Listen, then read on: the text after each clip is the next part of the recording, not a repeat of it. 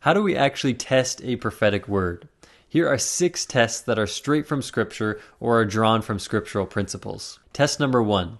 Does the prophetic word align with Scripture?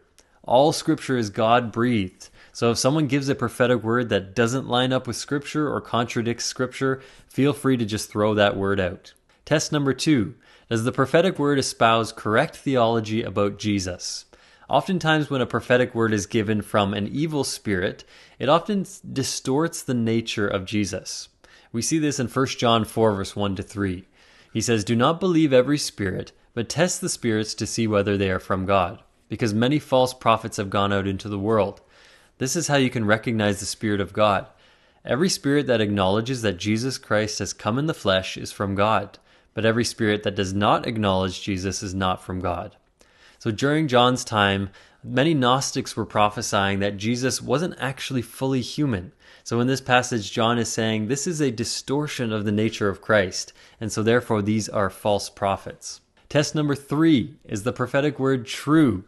I was at a conference with a friend of mine who's a little bit younger, and my friend's married, but someone came up to him and said, "God showed me that he has your woman waiting for you."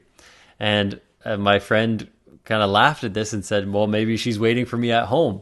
This woman didn't realize that my friend was married, and so prophesied this false word about him. So it was clear that this prophetic word wasn't true. Test number 4. Does the prophetic word come to pass if it's about the future?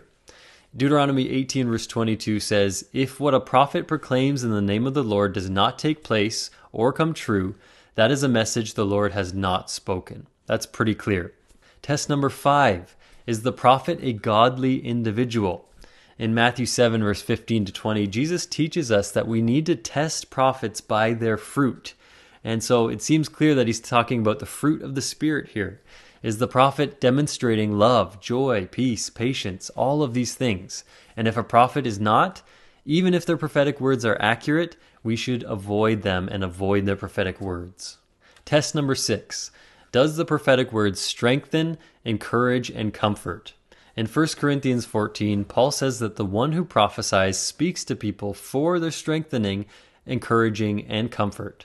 This doesn't mean that every prophetic word is going to be cushy, or this doesn't mean that prophecy doesn't sometimes expose our sin and these kinds of things. I mean, guys, just read the Old Testament. But what it does mean is that all prophetic words that are from God are intended to be redemptive and are intended to draw people closer to Christ.